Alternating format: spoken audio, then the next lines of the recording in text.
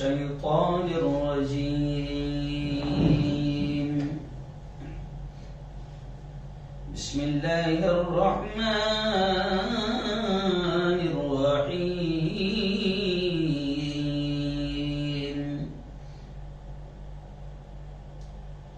ولا تأكلوا أموالكم بينكم بالباطل. وقال تعالى: أحل الله البيع وحرم الربا. وقال رسول الله صلى الله عليه وسلم: إن الله طيب لا يقبل إلا طيبا، أو كما قال عليه الصلاة والتسليم. وقال صلى الله عليه وسلم: لا يدخل الجنة لحم نبت من السحت، وكل لحم نبت من السحت كانت النار أولى به، أو كما قال عليه الصلاة والسلام. وقال صلى الله عليه وسلم: الراشي والمرتشي كلاهما في النار، أو كما قال عليه الصلاة والسلام. صدق الله العظيم وصدق رسوله النبي الكريم. بہت ہی قابل صد احترام میرے نوجوان دوستوں، بزرگوں، ساتھیوں اور اپنے اپنے گھروں میں بیٹھ کر میری باتوں کو اللہ اور اس کے رسول صلی اللہ علیہ وسلم کے پیغام کو سن رہی میری پردنشین ماؤں اور بہنوں، جمعرات کے روز جو لائیو بیان ہوتا ہے آج ہمارا، تو آج کا جو عنوان ہم نے سلیکٹ کیا ہے، منتخب کیا ہے، بہت اہم عنوان ہے کہ حرام مال، حرام کمائی کے برے اثرات۔ جی ہاں، پچھلے ہفتے شب معراج کا موقع تھا، اس اعتبار سے ہم نے پیارے آقا محمد صلی اللہ علیہ وسلم کی زندگی کا جو اہم واقعہ ہے، معراج کا واقعہ، جس کا اللہ نے اور خود اللہ کے محبوب پیارے آقا محمد صلی اللہ علیہ وسلم نے جو تذکرہ کیا ہے، وہ تمام چیزیں ہم نے بڑی تفصیلی بیان کی تھی، تقریباً 50-55 منٹ پر۔ اور آج ہم نے جو عنوان سلیکٹ کیا ہے، منتخب کیا ہے کہ حرام مال کے، حرام کمائی کے کتنے برے اثرات خود کی زندگی پر ہوتے ہیں، اولاد پر ہوتے ہیں، پوری فیملی پر اس کے اثرات آتے ہیں، پوری زندگی پر اس کے اثرات کیسے آتے ہیں، اور حلال کمانا کتنا ضروری ہے، اس کے کتنے اچھے اثرات ہوتے ہیں اور حرام کے کتنے برے اثرات ہوتے ہیں۔ آج ہم سوچتے ہیں کہ اسی پر تھوڑی سی گفتگو کر لیں، اللہ اور اس کے رسول کے پیغام کو، سندیش کو سامنے رکھتے ہوئے، آیات اور کچھ احادیث کو سامنے رکھتے ہوئے۔ جی ہاں دوستو، میں آپ کو بتاؤں کہ حلال کمائی اور حرام سے بچنے کی شریعت میں بہت ترغیب آئی ہے۔ جس قرآن کو ہم مانتے ہیں، جس نبی کو ہم مانتے ہیں، جس رب کو ہم اپنا خالق مالک مانتے ہیں، اور جس رب نے ہماری زندگی کا پورا سسٹم بنایا ہے، جو زندگی اور موت کا مالک ہے، اس نے ہمیں جو آدیش دیے ہے، اس میں حلال کمائی کا حکم دیا ہے، اور حلال کمائی کے فائدے بھی بتائے ہیں، اور حرام سے بچنے کی قرآن اور حدیث نے، شریعت نے بہت ترغیب کی ہے۔ اور ہمیں اس بات کی تلقین کی گئی ہے کہ ہم جو کچھ بھی ذرائع آمدنی، جو کچھ بھی ہم کاروبار کر رہے ہیں، جو کچھ بھی ہم آمدنی کر رہے ہیں، چاہے ہم تجارت کرتے ہو یا ہم پھر کاروبار کرتے ہو یا ہم نوکری کرتے ہو، جو کچھ بھی ہم ذرائع آمدنی اختیار کیے ہوئے ہیں، شریعت نے ہمیں تلقین کی ہے کہ ہم اس میں غور کریں کہ کئی کسی طریقے سے حرام مال اور حرام کمائی تو ہماری زندگی میں شامل نہیں ہو رہی ہے۔ بہت شریعت نے اس کی ترغیب کی ہے، اور پیارے آقا محمد صلی اللہ علیہ وسلم کی تعلیمات میں ہم کو بتایا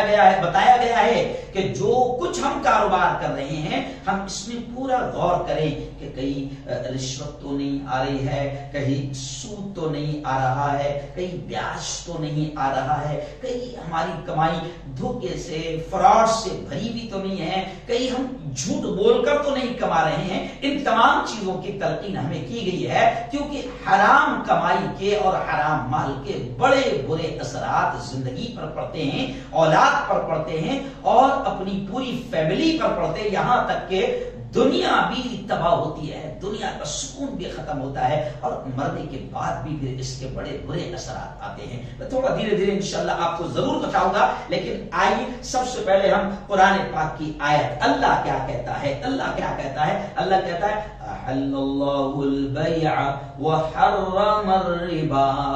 اللہ کہتا ہے میں نے تجارت کو، خرید و فروخت کو، بیع کو، بزنس کو تمہارے لیے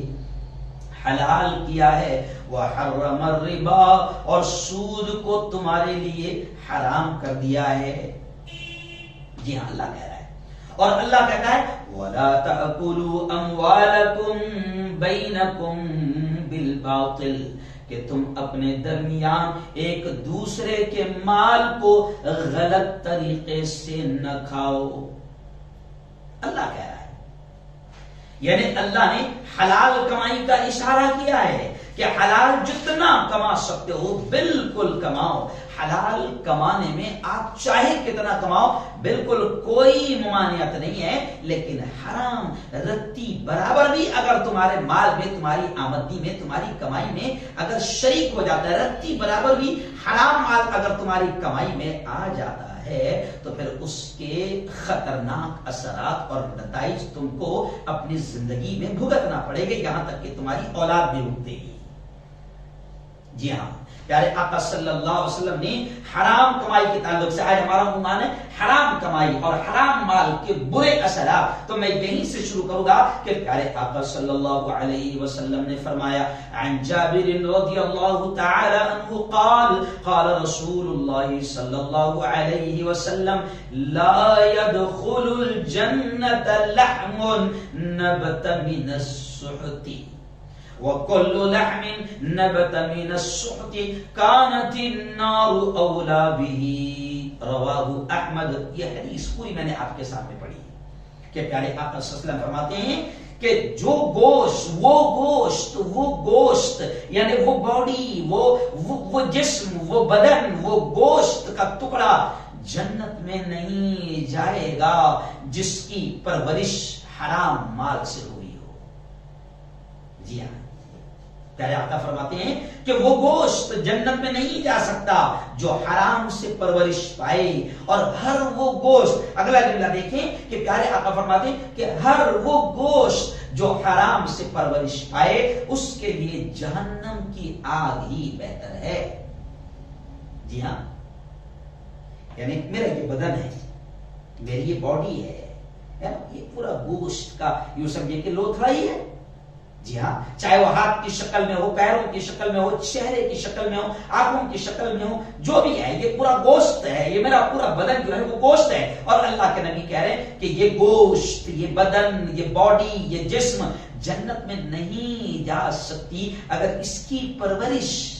اگر حرام مال سے ہوگی۔ اب اس حدیث سے میں بات شروع کر رہا ہوں۔ جی ہاں، اور دوسری حدیث پیارے آقا صلی اللہ علیہ وسلم کی ہے ابو ہریرہ رضی اللہ تعالی عنہ سے کہ عن ابی ہریرہ رضی اللہ عنہ قال قال صلی اللہ علیہ وسلم ان اللہ طیب لا يقبل الا طیبا۔ بڑے پیارے الفاظ ہے. پیارے آقا فرماتے ہیں کہ بے شک اللہ پاک ہے اور اللہ پاک چیز کے علاوہ کسی کو قبول نہیں کرتا. اللہ پاک ہے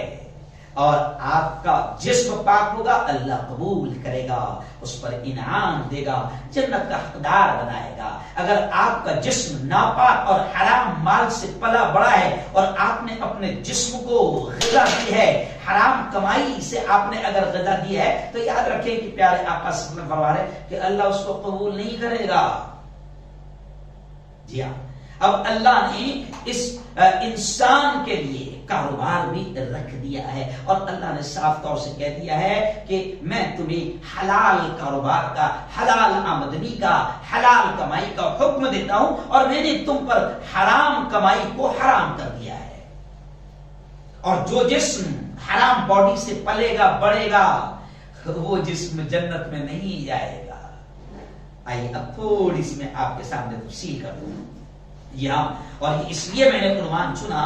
کیونکہ اس کے حرام کمائی کے اثرات بڑے خطرناک پڑتے ہیں. اور آج ہم لوگوں کا مسئلہ یہ ہو گیا ہے کہ ہم نماز تو پڑھ رہے ہیں، روزے بھی رکھ رہے ہیں، زکات بھی دے رہے ہیں، حج بھی کر رہے ہیں، ماشاء اللہ. کچھ لوگ تو ایسے جو ہر سال عمرے بھی کر رہے ہیں، لیکن عجیب چیز ہے کہ وہ اپنی کمائی پر دھیان نہیں دیتے ہیں کہ کمائی میں کوئی غلط چیز، حرام چیز، سود، لین دین، بیاج، رشوت، کوئی حرام کمائی تو ہمارے مال میں شامل نہیں ہو رہی ہے. وہ اس پر دھیان نہیں دیتے ہیں، جبکہ ہماری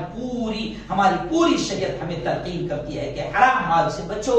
حرام مال سے بچو، ہمیشہ حلال کھاؤ، حلال کھاؤ، اپنی اولاد کو، اپنے فیملی کو، اپنے پریوار کو حلال کھلاؤ. جی ہاں، اور ایک آیت تو بڑی عجیب ہے کہ اللہ کہتا ہے قل، اے محمد کہہ دیجئے، لا يستوی الخبیث والطیب، کہ اللہ کہتا ہے اے محمد کہہ دیجئے کہ حرام اور حلال، جی ہاں، ناجائز اور حلال کبھی برابر نہیں ہو سکتے.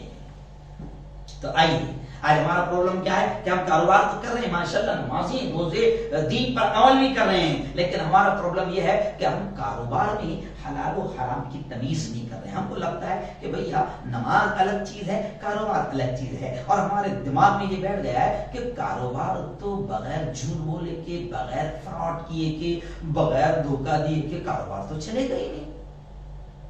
دماغ میں ہمارے یہ بیٹھ گیا.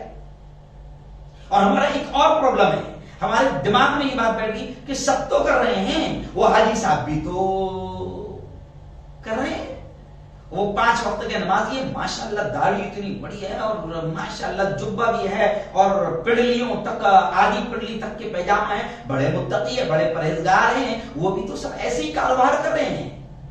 وہ بھی تو جھوٹ بول رہے ہیں، وہ بھی تو دھوکہ دے رہے ہیں. اور مارکیٹ میں تو دھوکے کے بغیر چل ہی نہیں سکتا ہے، جھوٹ بولے بغیر چل ہی نہیں سکتا، فراڈ کیے بغیر چل ہی نہیں سکتا ہے. یہ ہمارے دماغ میں بیٹھا ہے. لیکن اگر ہم صحابہ کی زندگی پڑھیں، عاشقان رسول کی زندگی پڑھیں، تو آپ کو، ہم کو پتا چلے گا کہ صحابہ بھی بڑے بڑے کاروباری تھے، بڑے بڑے بزنس مین تھے. ایسا نہیں ہے کہ صحابہ نے کاروبار نہیں کیا، نبی کریم صلی اللہ علیہ وسلم نے کاروبار نہیں کیا، خود نبی نے کاروبار کیا، نبی نے تجارت کی، نبی نے بزنس کیا، صحابہ نے بزنس کیا اور بڑا بڑا بزنس کیا. میں آپ کو جملہ کہہ دوں تو آپ تعجب کریں گے کہ آج جن کو ہم مالدار سمجھتے ہیں، اگر ہم انڈیا کے رہنے والے تو ہم سمجھتے ہیں ٹاٹا، برلا، ریلائنس، امبانی، اڈانی. میں آپ کو صاف طور سے کہوں گا کہ صحابہ نے اتنے بڑے بڑے کاروبار بھی کیے ہیں کہ یہ ٹاٹا، یہ برلا، یہ اڈانی، یہ امبانی صحابہ کے جوتیوں کی دھول کا مقابلہ نہیں کر سکتے. بزنس میں صحابہ نے ایسے بھی بزنس کیے ہیں، لیکن بڑے پاکیزہ طریقے سے، کوئی دھوکہ نہیں، کوئی فریب نہیں. جی ہاں، میں آگے آپ کو بتاؤں گا کہ کیا کیا آج ہم کر رہے ہیں. اور ہمارے دماغ میں یہ بیٹھا ہے کہ ہمارا مسئلہ ہے کہ ہم کہتے ہیں کہ سبھی تو کر رہے ہیں. او بھائی، سب کر رہے ہیں، حاجی صاحب کر رہے ہیں، نمازی صاحب کر رہے ہیں، داڑھی والے اگر دھوکہ دے رہے ہیں تو اس کا مطلب آپ کے لیے بھی دھوکہ جائز ہو جائے گا؟ ایسا نہیں ہے بھائی. ہمیں تو اپنے کاروبار کا رخ صحیح کرنا ہے. دوسرے حرام کما رہے ہیں لیکن طے کرنا ہے کہ ہم نہیں کمائیں گے. میں میں نہیں کماؤں گا، میں دھوکہ نہیں دوں گا، میں جھوٹ نہیں بولوں گا، میں فراڈ نہیں کروں گا۔ یاد رکھو، آپ کی حرام کمائی کے اثرات آپ کے اعمال پر بھی پڑتے ہیں، آپ کی زندگی پر بھی پڑتے ہیں، آپ کی عبادتوں پر بھی پڑتے ہیں، آپ کی دعاؤں پر بھی پڑتے ہیں، آپ کی اولاد اور آپ کی فیملی پر بھی اس کے اثرات پڑتے ہیں۔ جی میں آپ کو بتاؤں، دعا ہی کے بارے میں آپ کو بتا دوں، اگر ہماری کمائی حرام ہے،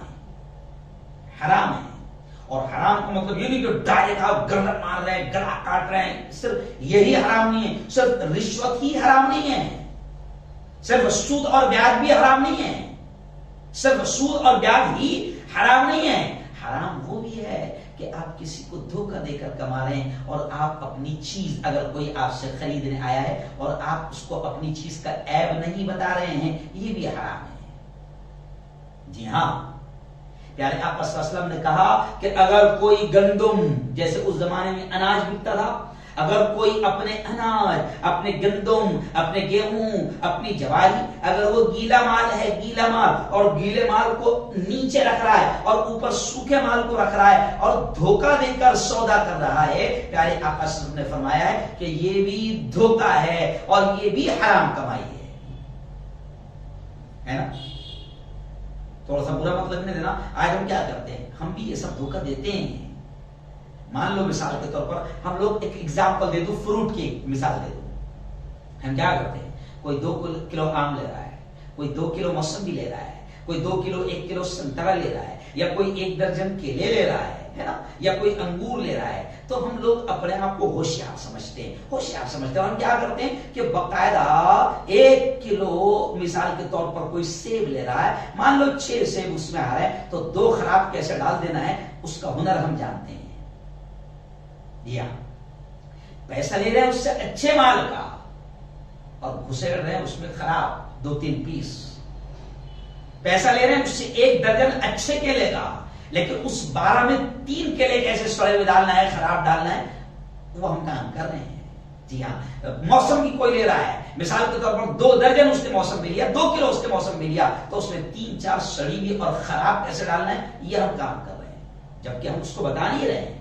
ہم پیسہ لے رہے ہیں اس سے اچھی کوالٹی کا، اور ہم دے رہے ہیں اس کو گندا مال بھی اس میں شامل کر رہے ہیں۔ پیارے آقا صلی اللہ علیہ وسلم نے گندم کی مثال، گیہوں کی مثال دے کر یہ بات کہی کہ اگر کوئی گندم بیچ رہا ہے اور ڈھیر لگا ہوا ہے، اناج کا ڈھیر لگا ہوا ہے، لیکن اوپر سوکھا کھنکھناتا ہوا اناج ہے اور نیچے اندر گیلا مال ہے، جیسے آپ کپاس بیچ رہے ہیں۔ چلیے آئیے، کپاس بیچنے والے بھی کبھی ایسا کرتے ہیں، ویسے تو ہر دھندے میں الگ الگ طریقے سے فراڈ کیا جاتا ہے، لیکن آپ اگر فراڈ کر رہے ہیں اور دھوکے سے اپنا خراب مال، گندا مال آپ بیچ رہے ہیں، یا اپنی چیز کا نقص اور عیب آپ نہیں بتا رہے اور سامنے والے سے پورا پیسہ لے رہے ہیں، تو آپ گویا کہ اپنے کمائی میں حرام کو شامل کر رہے ہیں۔ اور اب یہ جب حرام آپ کے حلق میں اترے گا تو اب سن لو اس کے اثرات کیا پڑتے ہیں۔ تو سب سے پہلے میں آپ کو بتاؤں کہ آج ہم دعائیں مانگتے ہیں، دعائیں قبول ہی نہیں ہو رہی ہے۔ حالانکہ ہم نماز بھی پڑھ رہے ہیں، تہجد بھی پڑھ رہے ہیں، ماشاءاللہ نوافل بھی پڑھ رہے ہیں، داڑھی بھی اتنی لمبی ہے، اور ماشاءاللہ جبہ قبہ بھی پہنے ہوئے ہیں، اور ہم پریشان ہیں اور دعائیں بھی کر رہے ہیں، اور ہمیں یہ شکایت ہے کہ دعا قبول ہی نہیں ہوتی ہے۔ پیارے آقا صلی اللہ علیہ وسلم نے فرمایا ہے کہ اگر آپ نے فراڈ کیا ہے، دھوکے سے کمایا ہے، آپ کی دعائیں قبول نہیں ہوگی۔ اس کے اثرات کیا آئیں گے، یہاں تک کہ اللہ والوں نے کہا کہ حرام لقمہ آپ کے حلق میں اتر رہا ہے، جیسے پیارے آقا صلی اللہ علیہ وسلم نے فرمایا کہ ایک حرام کا لقمہ حلق میں اترتا ہے تو 40 دن تک اللہ دعائیں اور نمازیں قبول نہیں کرتا ہے۔ اور ہم حرام کما رہے ہیں اور ہمیں شکایت ہے کہ دعائیں قبول نہیں ہو رہی۔ اچھا، کبھی کبھی ہم کو ایسا لگتا ہے کہ ماشاءاللہ الحمدللہ ہماری تو پوری حلال کمائی ہے، لیکن ایسا نہیں ہے۔ تقویٰ تو یہ ہے،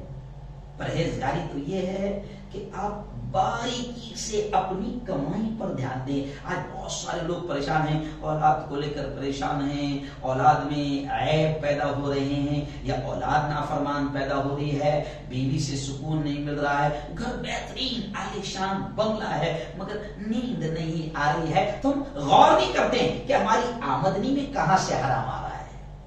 صرف ہم سمجھتے ہیں کہ سور کھایا تو یہی حرام ہے، شراب پیا تو یہی حرام ہے، رشوت لیا تو یہ حرام ہے، بیاج کھایا تو یہ حرام ہے؟ نہیں، حرام تو یہ بھی ہے، حرام تو یہ بھی ہے کہ جناب آپ نے اگر کسی کا حق چھینا ہے، مثال کے طور پر آپ کو سرکاری نوکری لگنی ہے یا آپ کو سرکاری نوکری کرنا ہے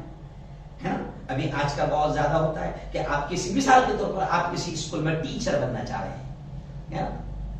لیکن آپ باقاعدہ ایک مستحق آدمی کا جو حقدار ہے اس کا حق مار رہے ہیں اور آپ مینجمنٹ کو رشوت دے کر آپ باقاعدہ ٹیچر کی نوکری پر لگے ہیں. اب آپ زندگی بھر آپ کے دماغ میں تو یہ رہے گا کہ ماشاء اللہ الحمدللہ میں ٹیچر ہوں اور اپنی حلال کمائی ہے. نہیں، آپ نے بنیاد حرام کمائی پر رکھی ہے، آپ کی بنیاد حرام کمائی پر رکھی ہے. چلیے آئیے ایک اور مثال. میں نوکری کر رہا ہوں، مان لو ٹیچر کی نوکری کر رہا ہوں یا کسی دکان پر نوکری کر رہا ہوں یا کپڑے والے کی دکان پر نوکری کر رہا ہوں یا کہیں پر نوکری کر رہا ہوں. میں اس سے پیسہ لے رہا ہوں اس کے پورے کام کا اور میں اس کا کام ادھورا کر رہا ہوں. مالک کو احساس نہیں ہے مگر میں ادھورا کر رہا ہوں، مجھے معلوم ہے کہ میں اس کو دھوکہ دے رہا ہوں، تو میں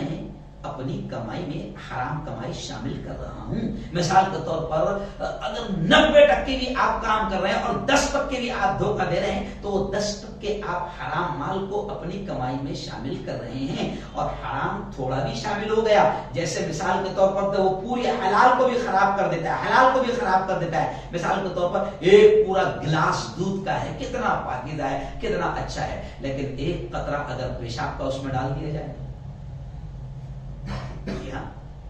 اب اگر آپ مثال کے طور پر چلیے میں ٹیچر ہوں، میں 8 گھنٹے کی پگار لے رہا ہوں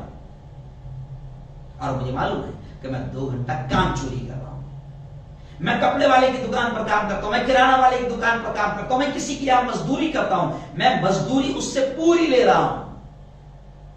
اور میں جانتا ہوں کہ کس طریقے سے میں اس کے یہاں کام چوری کر رہا ہوں. مزدوری تو میں 8 گھنٹے کی لے رہا ہوں، 4 گھنٹے کی لے رہا ہوں، 6 گھنٹے کی لے رہا ہوں، 10 گھنٹے کی لے رہا ہوں، لیکن کام میں 2-3 گھنٹہ کم کر رہا ہوں اور میں برابر کام چوری کر رہا ہوں. میں نے اپنی کمائی میں حرام مال کو شامل کر لیا ہے. ڈھیر ساری اس کی مثالیں ہیں. میں سبزی بیچ رہا ہوں، 1 کلو کوئی سبزی لے رہا ہے، میں اس میں 200 گرام 100 گرام سبزی خراب کیسے ڈال رہا ہوں یہ مجھے معلوم ہے اور میں کیسے دھوکہ دے رہا ہوں.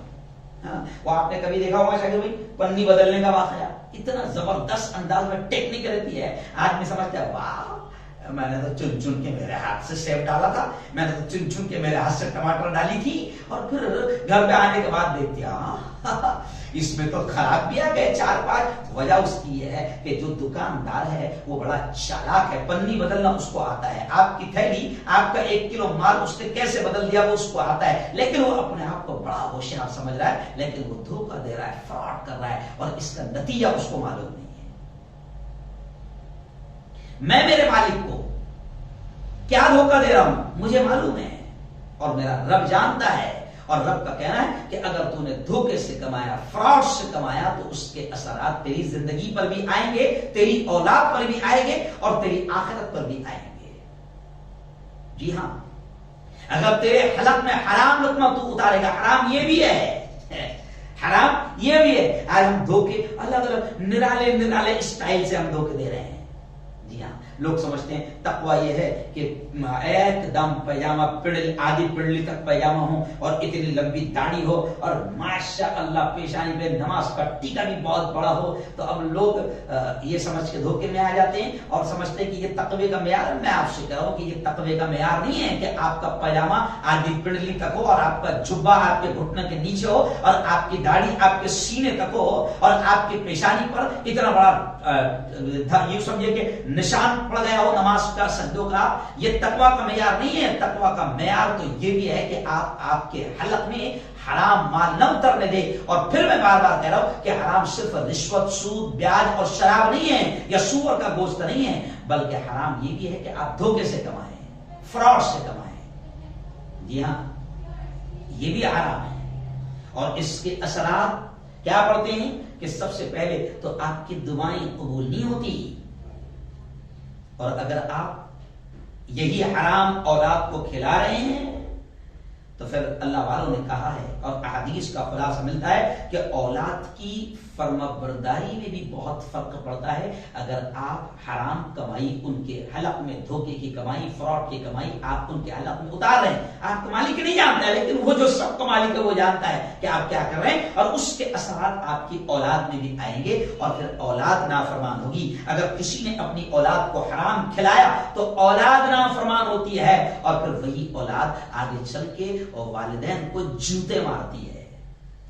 پھر وہی اولاد جن کو حرام کا لقمہ کھلا کر ان کو آسائشیں اور آرام کی زندگی دنیا میں تم نے دی ہے، تو ماں باپ تو پھر حرام مال پر پلی ہوئی اولاد کا حال یہ ہوتا ہے کہ پھر وہی اولاد ماں باپ کا سکون چھین لیتی ہے. آج بہت سارے لوگ حرام طریقے سے کما رہے ہیں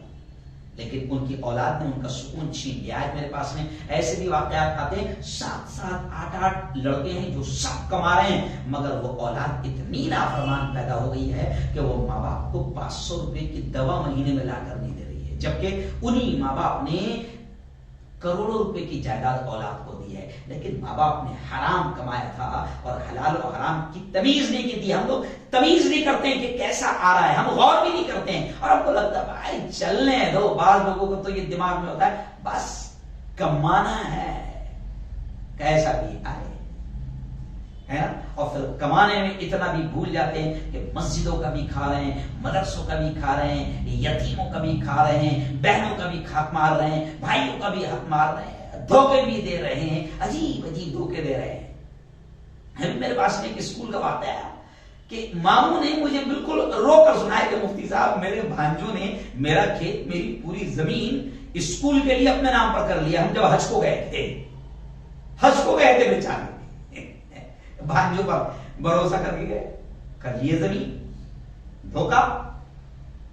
ایک واقعہ تو کئی واقعات تو ایسے آ رہے ہیں کہ بیچارہ بڑی محنت سے فورن میں کما رہا ہے اور کما کر یہاں بھائی کو یا کسی کو ذمہ دار بنا کر پیسہ بھیج رہا ہے کہ آپ نے، میں 10-15 سال 20 سال یہاں محنت کروں گا اور پھر میری آخری زندگی سکون سے گزاروں گا. اب یہاں پر پیسہ بھیج رہا ہے چاچا کو یا بڑے ابا کو یا بھائی کو پیسہ بھیج رہا ہے، اور پتا چلا کہ 30 سال محنت کر کے جب عمر کے آخر حصے میں ہندوستان آیا تو پتا چلا کہ ایک بھی زمین، ایک بھی کھیت، ایک بھی دکان، ایک بھی مکان اس کے نام پر ہے نہیں، اس نے پورا اپنے نام پر کر لیا.